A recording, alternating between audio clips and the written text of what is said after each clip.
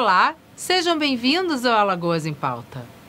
A maioria dos adultos em idade produtiva tem filhos pequenos, pais idosos ou um parente que exige cuidados especiais. Cuidar dessas pessoas é um trabalho que ninguém vê ou valoriza, já que não é uma atividade remunerada e é executada em grande parte por mulheres. Esse conjunto de atividades é chamado de economia do cuidado. Segundo o relatório Tempo de Cuidar de 2020, Organização Internacional Oxfam, todas as horas de trabalho relacionadas com a economia do cuidado correspondem a aproximadamente 10,8 trilhões de dólares, 3 vezes mais que o valor gerado pela indústria. E para conversarmos sobre esse assunto, convidamos o economista, professor, pesquisador especializado em economia social e superintendente executivo do Instituto Unibanco, Ricardo Henriques. Professor, seja muito bem-vindo ao Alagoas em Pauta. Obrigada por conversar com a gente. Muito obrigado, Dani. Eu tenho um prazer enorme de poder estar contigo e com o Alagoas em Pauta. Que bom. Professor, qual é o conceito de economia do cuidado? Porque não é um assunto que a gente ouve falar muito por aí. Do que se trata? É um assunto que ainda está em formatação no mundo todo.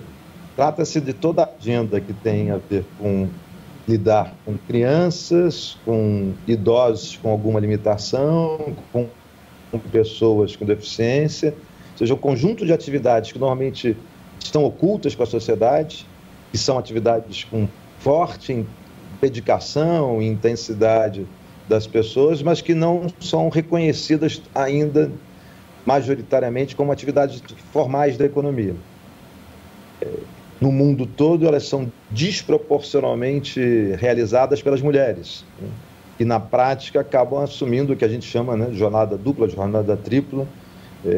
No Brasil, a estimativa disso é que as mulheres gastam mais de 20, 24 horas por semana, as mulheres que estão dedicadas a isso, trabalhando sem remuneração nessa agenda da economia do cuidado. Então, tem toda uma discussão hoje no mundo, e começa a ser mais densa no Brasil, de como é que a gente deve reconhecer essa atividade econômica e criar, por um lado, condições de políticas públicas para que essas relações com crianças, pessoas idosas com limitações e com pessoas com deficiência tenham melhor condições de acolhimento, de atendimento, e, ao mesmo tempo, pensar em como remunerar de forma mais constante, estruturada, essas atividades, inclusive aquelas que são domésticas, que dão dentro da casa. Entendi. Essa economia do cuidado representa 11% do PIB e mais que o dobro de tudo que o agropecuário produz. Por que não se fala muito nisso, professor? Por que a gente tem essa realidade, é uma realidade que nos permeia, mas por que não se fala muito sobre esse assunto? Eu fiquei curiosa, porque já que movimenta a economia, né, dessa maneira. Por um lado, porque a gente ainda segue numa cultura, eu diria, muito machista, né, que invisibiliza essa atividade. Existe uma frase de uma professora Idete Pereira de Mello, da Universidade Federal Fluminense, minha colega, que diz que as mulheres saíram de casa, mas os homens não entraram em casa. Por trás dessa bela imagem está uma visão que a sociedade não reconhece essas atividades. A sociedade meio que imputa como se fosse uma obrigação majoritariamente feminina dar conta de lidar com as crianças. A gente sabe, você sabe, Dani, muito mais do que eu, todos os desafios que estão associados a quando você não tem um cuidador para poder lidar com a criança no horário que ela não está na escola, ou como dar o horário do almoço, como trabalhar atividades, né, de engajamento socioemocional, cognitivo com as crianças para além do espaço escolar. E, obviamente, todo o desafio que a gente tem com pessoas idosas que têm baixa mobilidade, que têm dificuldade de se deslocar, aqueles que podem, têm prestadores de serviços que são remunerados, mas a grande maioria da população, os parentes, dedicam a isso, em geral, novamente, as mulheres. Isso é ocultado, isso é jogado para baixo do tapete, é desconsiderado como uma atividade econômica. E acho que cada vez mais, quando a gente vai pensando o campo dos direitos, o campo das responsabilidades como um todo, individuais e coletivas, o que a gente precisa é, visibilizar isso, reconhecer que majoritariamente as mulheres se dedicam a essa atividade, e dois, passar a criar condições de infraestrutura da política pública que melhorem a forma desse atendimento e pensar em remuneração dessa atividade de forma mais estruturada. Elas são secundarizadas nesse imaginário social que vê as atividades produtivas distante desta responsabilidade do cuidar das pessoas que precisam de atendimento de adultos, né? Porque é algo que nos impacta diretamente, né? Eu, como mulher e profissional, eu não tenho filho pequeno agora, mas eu já tive. Então, eu sei o quanto é difícil. E até hoje é complicado, né? Para mim, a gente tem uma atividade mental muito intensa, porque a gente está trabalhando, mas os problemas em casa continuam acontecendo. Então, eu tenho meu filho, eu tenho marido, eu tenho gato, eu tenho cachorro, eu tenho funcionário. Então, isso na minha cabeça torna-se algo extremamente estressante. E a mulher se cobra muito, a mulher tem que estar bonita, a mulher tem que estar arrumada, a mulher tem que ser boa profissional, né? E quando se fala muito nessa história de mulheres, de feminismo, então não é um exagero. Então tá aí uma prova, né, que não nos deixa mentir, que é exatamente isso. Existe toda uma economia rodando por trás desse grande cansaço que as mulheres passam e não tem com quem compartilhar. É como você falou, as mulheres saíram, mas os homens não entraram. E é realmente o que acontece, né? É uma coisa assim, é uma verdade absoluta. E como é que vocês conseguem mensurar esse trabalho em dinheiro, por exemplo? É uma economia que movimenta 10,8 trilhões de dólares no mundo inteiro. Como é feito esse cálculo? Como é que vocês conseguem mensurar isso? Está associado, quer dizer, a todos os serviços que são mobilizados, ou seja, o que é necessário para um idoso que fica em casa e que tem uma sequência de atendimentos, de fisioterapia a medicamentos, de mobilidade, e isso tem custos associados a todos esses serviços, né? Esses custos estão mobilizados, quer dizer, na economia formal, mas muitas vezes voltam. O tempo da mulher que está em casa cuidando do seu parente, do seu pai, do seu avô, esse não é remunerado, tá? Então, essa economia mobiliza vários custos, tá? E deveria também mobilizar o tempo dedicado dessa mulher. Volta só a imagem.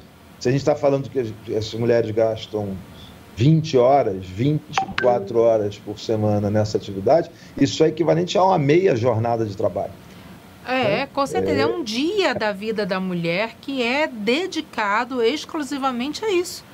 A nossa semana de 7 dias passamos a ter 6, sendo que a gente, obviamente, esse dia que seria de descanso, de lazer, ele é comido por esse tipo de atividade. Exato.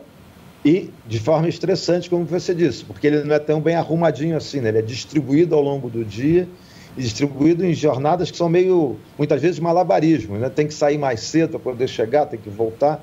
Tem uma outra grande pensadora hoje na Academia Brasileira de Letras, a professora Rosisque Darcy de Oliveira, que ela fala muito da reengenharia do tempo. Como é que a sociedade, como é que o poder público e as empresas, tá certo, podem repensar esse uso do tempo, né? Desde licenças parentais remuneradas, né, ao serviço de cuidados mais acessíveis, a qualidade disso. Obviamente, isso vai dar educação à saúde, vai a mobilidade urbana, você conseguir ter caminhos para andar com segurança. Então, você tem, e evidentemente, o pano de fundo dessa reengenharia do tempo é uma visão de equidade de gênero, né? Como é que você redistribui isso de forma mais equitativa? E aí volta aquela imagem, não só os homens entrarem em casa, mas compartilharem esses serviços, né? Compartilharem essas atividades. É muito desafiador numa sociedade que naturalizou a ideia de que o atributo desta agenda do cuidado é estritamente feminino. Isso é uma deturpação de uma visão de sociedade completa. E a gente precisa pensar em como redistribuir esses usos do tempo. Então, não só as mulheres têm uma jornada ampliada, não remunerada, como isso produz, do ponto de vista, inclusive da saúde mental, estresses muito mais intensos entre as mulheres do que os homens. Volta àquela imagem que você estava falando, não é só um dia, não é também trabalhar no sábado, é que isso é segunda, terça, quarta, quinta e sexta, a mais cedo, durante o almoço, mais tarde, estendido, e além do mais, uma responsabilidade, aí é mais intangível, essa não tem métricas financeiras para dar essa volumetria da economia que está sendo mobilizada, que são dimensões intangíveis que têm a ver com a preocupação, com o estresse, com a atenção dedicada aos riscos que estão associados, obviamente, na primeira infância, e a gente está falando um pouco de pessoas com deficiência, que é a mesma coisa, né? Uma sociedade também discriminatória, preconceituosa, que oculta suas pessoas com deficiência várias vezes e cria mais ônus para uma relação que podia ser uma relação não só mais transparente, mas mais leve, uma relação compartilhada no caso aqui que a gente está falando de gênero, entre homens e mulheres, mas compartilhada entre as famílias e compartilhada entre a sociedade. A sociedade também precisa estar referenciada em políticas públicas que deem espaço de exercício para os jovens, para os idosos, por exemplo, né?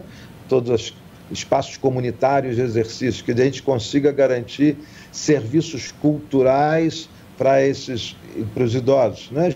A gente vê em algumas cidades, mas não em todas, transporte garantido para poder chegar no teatro à noite. Então você tem toda uma outra agenda que da economia do cuidado, que também tem que estar ligada com essa reconfiguração demográfica que está acontecendo no Brasil agora, que já aconteceu na Europa, que você faz a transição demográfica e você passa a ter mais idosos do que tinha antes, mais idosos do que a população adulta, da população de crianças, e você passa a ter que reconfigurar o cotidiano da sociedade para lidar com isso. E é importante a gente dar, obviamente, valor econômico para isso e remunerar as pessoas para isso.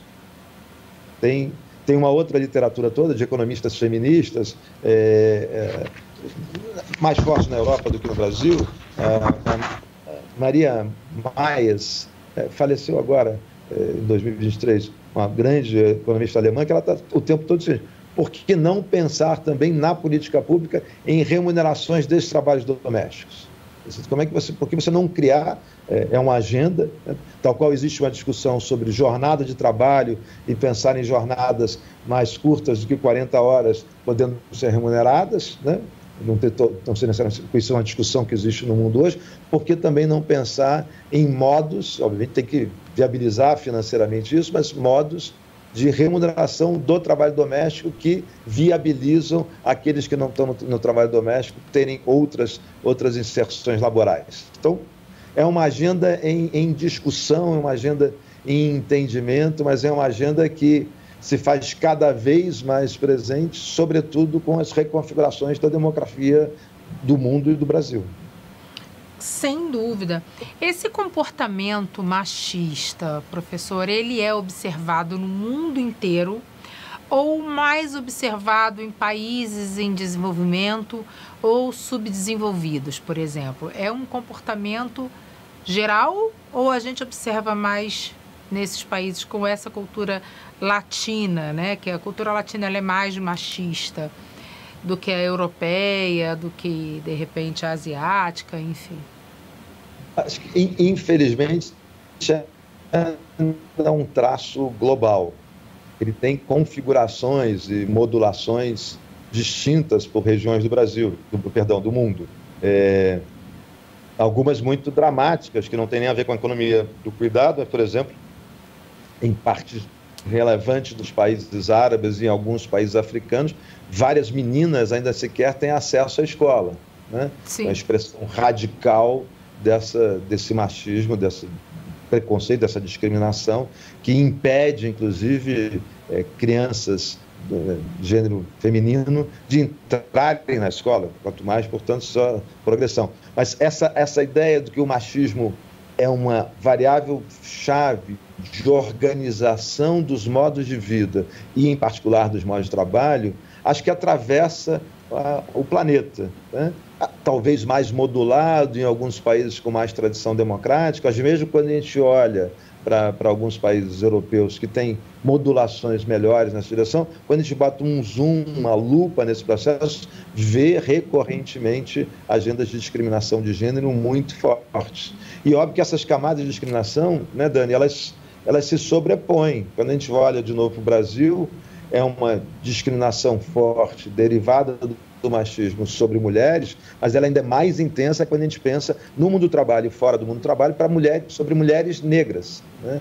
O processo ainda assume uma intensidade de discriminação, de desreconhecimento, por vezes de desrespeito, ainda mais intenso para as mulheres negras. A gente vê isso no mercado de trabalho, tanto para a remuneração como para as posições na ocupação que estão as mulheres negras. Então, o traço do machismo atravessando a política e atravessando a economia, ele precisa ser reconhecido e, evidentemente, precisa ser enfrentado. É um arranjo de sociedade mais contemporânea que diga, olha, evidentemente não deve haver nada que faça com que a diferença homens e mulheres se traduza num processo discriminatório de posições na ocupação, de remuneração, de sobrecarga, como a gente segue vendo hoje. A gente precisa produzir acordos de sociedade que visibilizem isso, que não ocultem, mas mais do que isso, gerem consequências da política pública, consequências nas condições empresariais de trabalho, condições de mobilidade no interior das empresas privadas e públicas e, voltando ao nosso ponto, e nessa atividade que ainda segue oculta, que deve ser entendida como um vetor de geração de valor da sociedade como um todo, que é essa economia do cuidado. Com certeza, inclusive vem tendo um movimento, se não me engano, no Japão ou na China, de filhos que não exercem uma atividade remunerada fora de casa, mas que estão sendo remunerados pelos pais idosos para cuidarem deles. Você ouviu falar nesse movimento? Você já teve notícia sobre isso? Existem agendas, de novo, perfis de configuração na sociedade asiática, que você consegue ter mais evidências, mais experiências de arranjos intrafamiliares como esse, em que os idosos remuneram jovens. Isso é um caminho positivo. Mas lembra que a gente tem desafios outros na realidade brasileira, por exemplo, que é muito frequente em famílias com alta vulnerabilidade, em espaços periféricos, em que a menina adolescente, por exemplo, passa a deixar de ir para a escola para cuidar das suas irmãs ou dos seus irmãos pequenos. Tá? Então, ela não só não é remunerada, como ela é privada do direito de ir à escola. Então, eu preciso criar condições.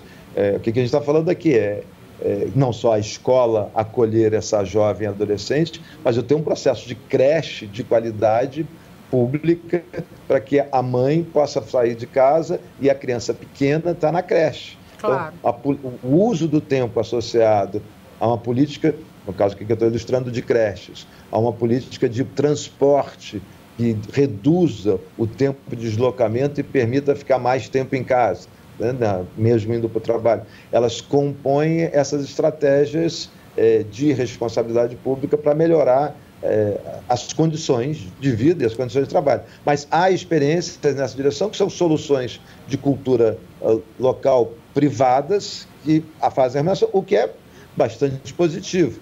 Mas eu preciso ter estruturas públicas também que aumentem a chance desse acolhimento se dar de forma mais consistente e responsável. Sem dúvida, que deem suporte a isso, né? Exatamente. Né? O senhor acha que também os grandes empregadores, as grandes empresas que empregam um grande número de pessoas, elas poderiam contribuir com a criação de creches e até de apoio mesmo a essas funcionárias, né, que estão ali no horário comercial, de 9 às 18, com 1 hora de almoço, e que negligencia a sua casa, porque não tem quem faça, né? A própria educação dos filhos, ou creches, já que não há políticas públicas suficientes, né? Creches realmente confiáveis que as mães possam deixar. O senhor acha que as grandes empresas podem e devem se conscientizar e começar a criar um ambiente de trabalho mais saudável nesse sentido para as mulheres que eles empregam? Sem dúvida, Dani. Aí a comparação internacional que você estava chamando antes tem mais exemplos. Quando você olha países nórdicos, quando você olha o Canadá e vários outros países, é um senso comum distribuído na sociedade que as empresas trazem na sua estrutura laboral a oferta de creches para que as mulheres possam se dedicar com confiança, né? Com seu tempo dedicado ao trabalho, sabendo que suas filhas, seus filhos estão seguras numa creche que as acolhe.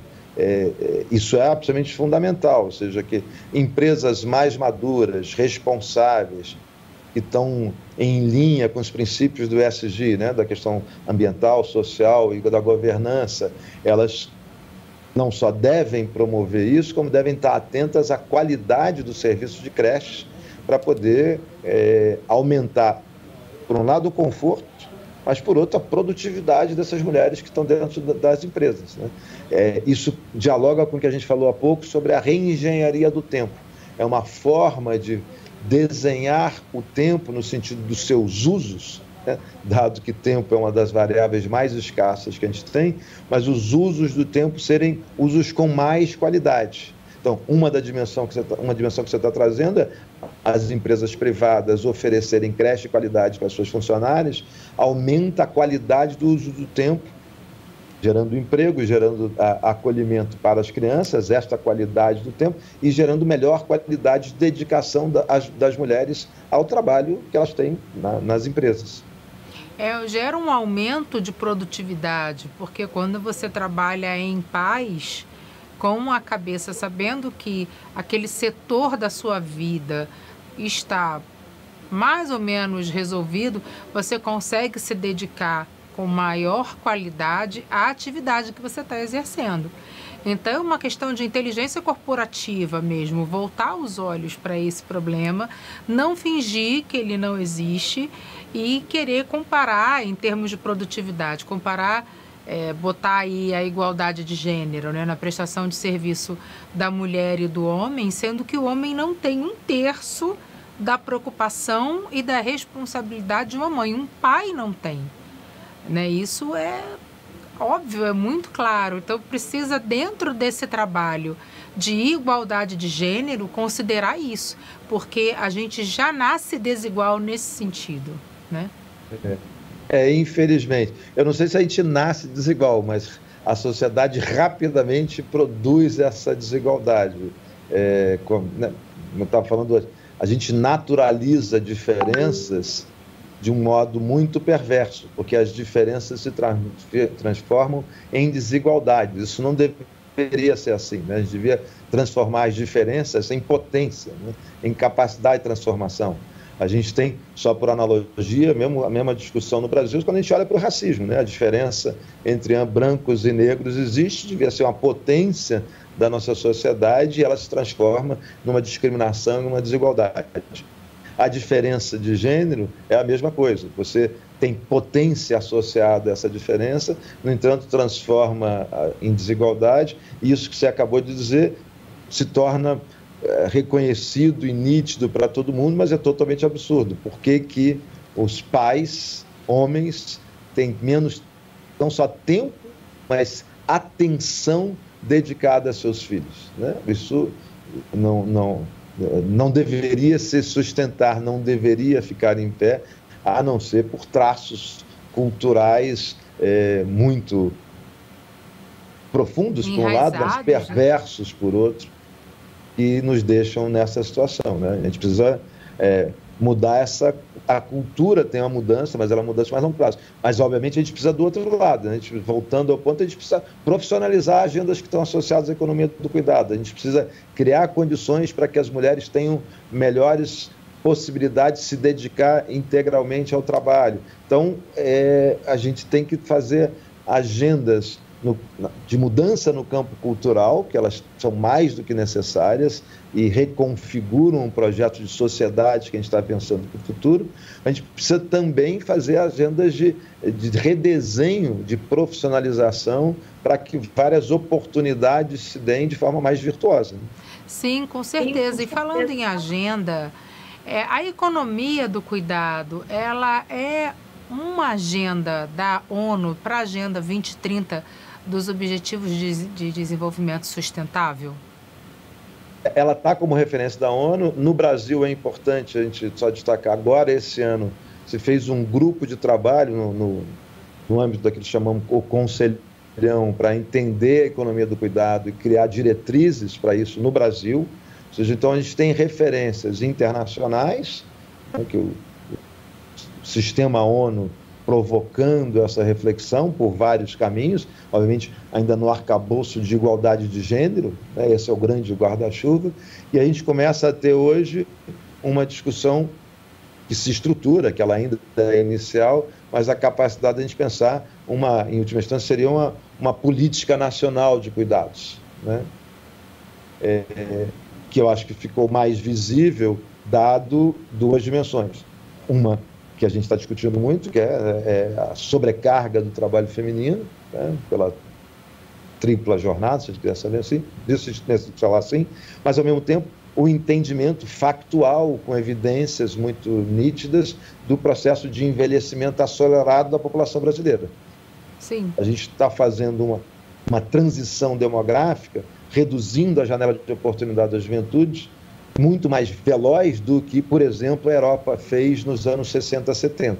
Então, a nossa janela demográfica está se transformando numa velocidade muito mais alta do que essa referência que a gente tem, que é a referência dos países europeus.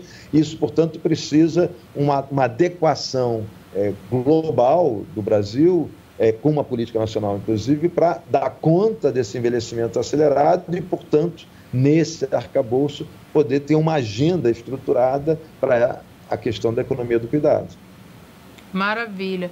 Professor, quero agradecer demais sua presença aqui no Alagoas em Pauta para a gente conversar sobre esse assunto tão importante, tão necessário e urgente, porque já se passou do tempo da gente começar a discutir isso e entender que é uma realidade que afeta milhões de mulheres no mundo inteiro, saber que não é uma coisa apenas brasileira ou latino-americana, mas que é algo que atinge mulheres no mundo inteiro. Então a gente realmente precisa discutir mais a economia do cuidado e arrumarmos soluções e lutarmos por políticas públicas que facilitem a economia do cuidado, facilitem a nossa vida como mulheres que trabalham, mulheres que estão em idade produtiva e também essas meninas que precisam estudar, precisam sair de casa e não têm que ter essa responsabilidade com avós doentes ou com irmãos, enfim. É uma realidade dura, a gente precisa lutar contra isso. Então, muito obrigada por comentar, falar sobre isso, que a nossa sociedade agradece. Muito obrigado, Dani, pelo convite. Para mim é um enorme prazer poder conversar, né, com a audiência de Alagoas. Acho que o país precisa olhar para Alagoas e é fundamental que essa